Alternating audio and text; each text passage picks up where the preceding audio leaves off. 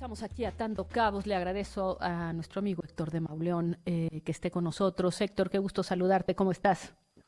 Querida Denise, ¿cómo estás? Feliz año. Igualmente, Héctor, pues empezó con mucha violencia este año.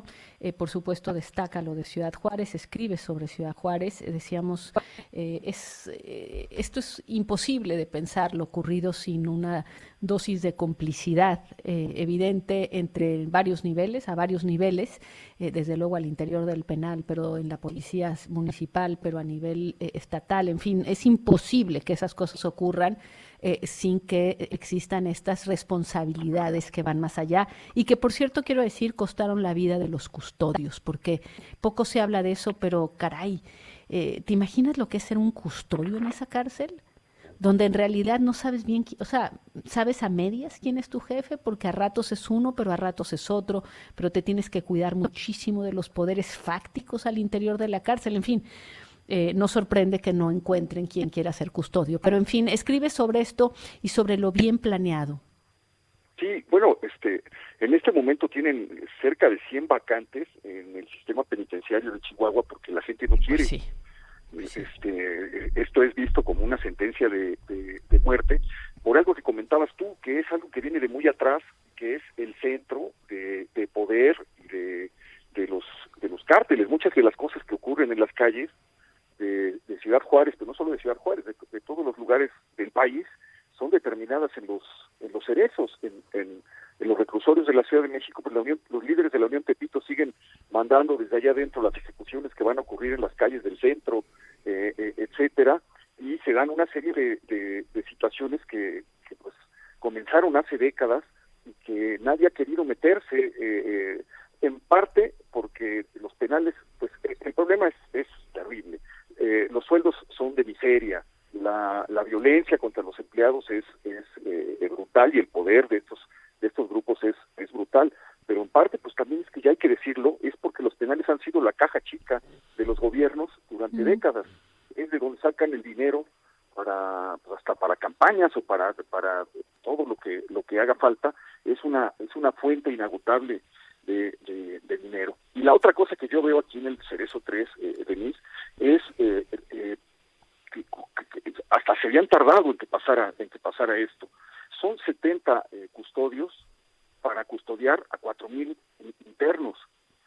70 custodios para repartidos en 14 torres y para vigilar.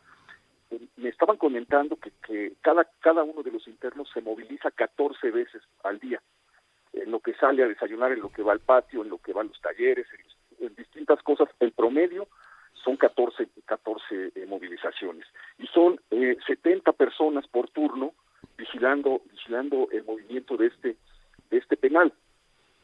No tiene tecnología para cuando les llevan comida en los camiones, tienen que descargar el camión para hacer la revisión porque no tienen aparatos de tecnología que puedan revisar eso. En la aduana vehicular pues puede pasar cualquier cosa, sí, desde luego mediante la corrupción, pero son lugares que se están cayendo. Estaba un informe de la Comisión Estatal de Derechos Humanos de 2019 sobre el Cerezo 3 que ya revelaba que los internos tenían las llaves de diversas áreas Sí, lo que de su decía. poder. Sí.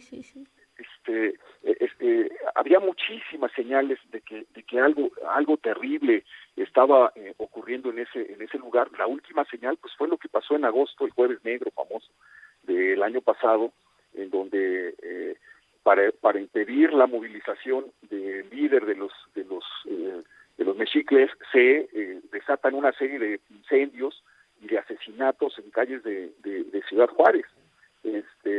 Entonces, como que hay muchas señales que no se han advertido, y yo creo que esta es una radiografía de un cerezo, pero es una llamada de atención de lo que está pasando en todos los cerezos del país, porque a lo largo del año pasado vimos problemas en distintas cárceles de México, motines, masacres. Bueno, Zacatecas, Cieneguillas, ¿cuántas veces? Es que hay Así algunos es. penales que además regresan y regresan y regresan a la actualidad, sin necesidad de que, es decir, nosotros sin ser expertos, cuando ves la 13ª intento de fuga o ataque en Cieneguillas, Zacatecas, dices, bueno, ¿no?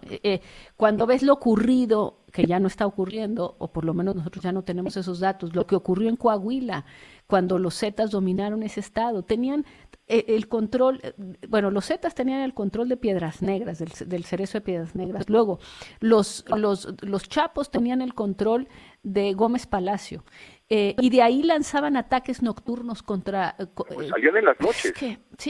Es que lo que quiero decir es...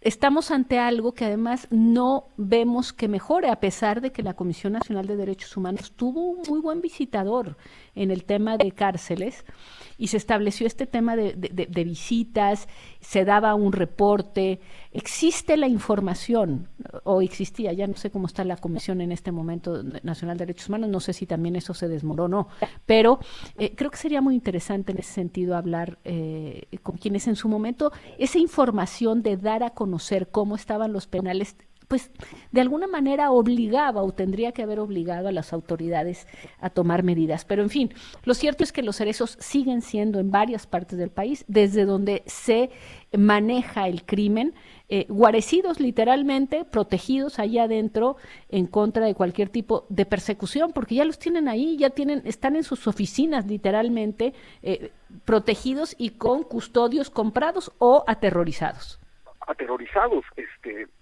Están hackeados sus teléfonos, están vigilados, tienen sus domicilios, tienen el número de familiares que tiene cada uno, tienen los coches, los han matado hace unas semanas, asesinaron a un custodio en su casa, que había salido de vacaciones y fueron a matarlo ahí adentro. Entonces esto crea un clima de donde nadie se mete, donde nadie hace más que lo básico, y con una carencia de presupuesto. Es decir, ya cuando uno ve estas cosas, pues sí se escandaliza, porque en medio de todo ese clima de terror y de dominio de grupos criminales, encuentras pues que tenía una caja fuerte el líder de los mexicles ahí con 1.700.000 pesos, que habían logrado meter 10 armas largas, que él tenía su bar personal con su jacuzzi en una estancia a la que no entraba nadie, ni siquiera el personal de la prisión podía acercarse al lugar en donde él se encontraba. Entonces,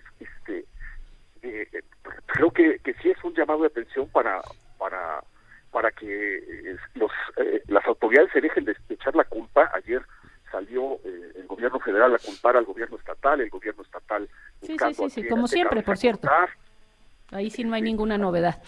Pero bueno, Héctor, te agradezco muchísimo y vamos a darle seguimiento esta semana. Vamos a platicar con quienes estuvieron siguiendo muy de cerca el tema de los penales hace años y que simplemente pues no ha pasado, no produjo lo que hubiéramos deseado, que es que se controlaran los penales en el país. Te agradezco muchísimo. Un gusto saludarte. Gracias. Feliz año. Hasta luego. Feliz año. Gracias.